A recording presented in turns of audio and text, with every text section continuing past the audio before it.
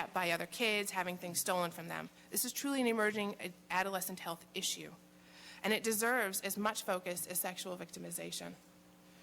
I urge you to help us think about policy applications of our data for internet harassment. They may include fostering inclusion of technology-based harassment programs in existing school anti-bullying programs, encouraging schools that don't have anti-bullying programs to implement them. And I don't want to lose sight of the fact that the internet is good.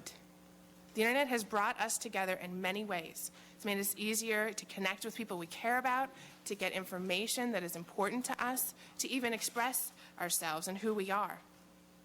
Like any environment, however, like the school, community, the mall, the internet has opportunities for both positive as well as negative behavior and exposures for young people. We are all here today because we want to make a difference.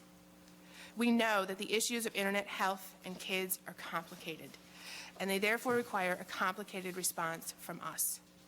But with research, using research to inform decisions, we have the possibility of formulating legislation that has a long-lasting and positive impact on the vulnerable minority of youth.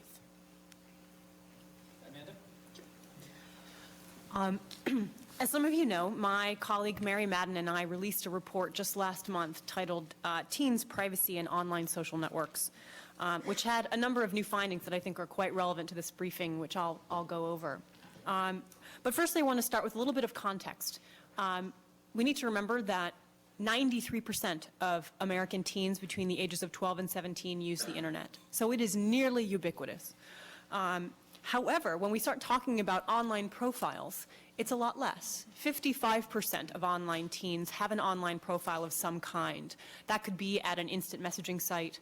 That could be it could be in a chat room, but for the most part, they are on social networking websites. Social networking websites are places like MySpace, Facebook, Bebo, Tagged.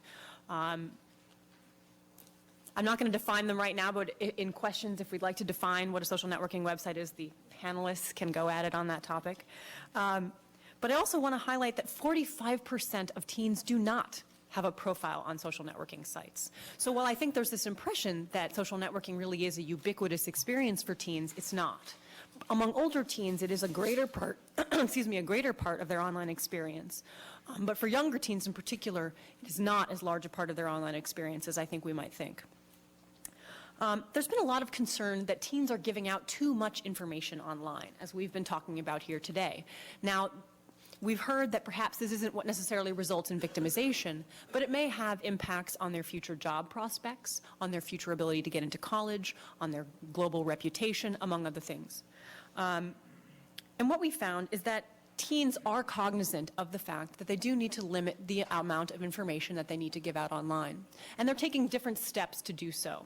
So 66% of teens with a profile of some kind online restrict access to that profile in some way. In most cases, those teens are making their profiles private and available only to their friends or those who are in their friend network. Of those with currently visible profiles, about 45% of teens are actually posting false information to those profiles. Now, in some cases, that's for fun, but in other cases, that's as a way of shielding their identity, of protecting pieces of information about themselves from others. Other teens just simply, and in fact, most teens simply limit the information that they share online. We ask teens, do you share your first name? Do you share photographs? Do you share your city and state name? And we found that only 10% of teens actually share both their first and their last name on their online profile. A lot more just share their first name. An even smaller percentage share first name, last name, photographs, and city and state. So teens are restricting the amounts of information that they do share online and on their online profiles. So that we know that teens are taking steps to preserve their online privacy, but how many of them are actually being contacted by strangers? And now I will say that our research at the Pew Internet Project does not look at sexual solicitation. It looks only purely at online contact by people unknown to you and your friends. We found that 32% of online teens had ever been contacted by somebody unknown to them and their friends. It's 43% for those who use social networks, so it's a little bit higher. It is important to remember broadly how stranger might be defined. On many social networks, you can be solicited by a band asking you to listen to their new song posted to MySpace. You might also be solicited truly by somebody who is a peer, who's interested in looking for new friends, or by somebody playing a joke on you. Somebody you already know who's using a new username, created a new fake MySpace page. But it also could be an adult with perfectly innocent or not so innocent intentions. But I think what's also going on here is there's real tension in social networking, because the point of the social network is to put a profile of yourself online for the purposes of connecting with others.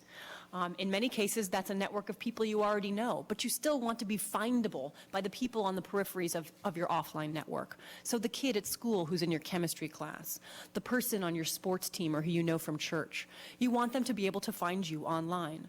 And so the tension is between trying to be findable for the people who you want to find you and not findable for everybody else. So let's get back to the teens who were contacted online, this 32%. What did they do when they were contacted? Well, 65% of teens, 2/3, ignored it or deleted it. They brushed it off. 21% said they followed up with the person to find out more about the person, which could be construed as either a risky act or the act of somebody who's simply curious about somebody who appears to be a peer.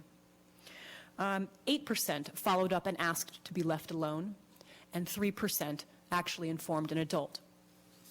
So how many of these teens were actually made uncomfortable by this contact of those who were contacted?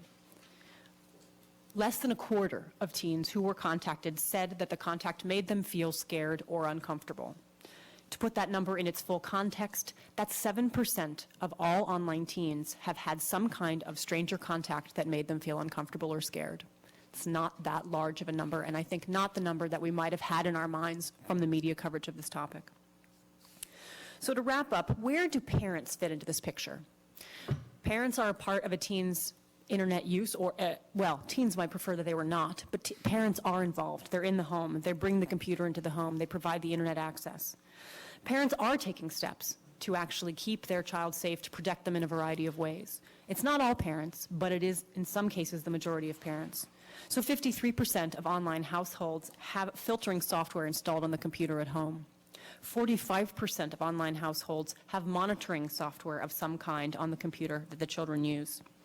65% of parents report checking up on their child after the child has gone online. Parents also make rules about internet use. 85% say they have rules about where teens can go online and the kinds of information they can share. 69% have time use rules. And these rules are actually, the internet as a medium is more likely to have rules than either the television or video game playing. So what's the message here? Many, but not all teens are taking steps to protect their privacy online. Many, but not all parents are taking technological and non-technological steps to regulate and monitor their child's internet use. And while a third of teens have been contacted by people unknown to them, most of them brush off that experience. So what's next? The answer, of course, from a panel of researchers is more research.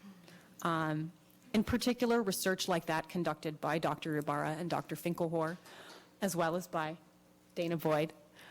Research that helps us to understand the nature of the risks that are occurring, who is really at risk, and then how to tailor messages to reach those kids.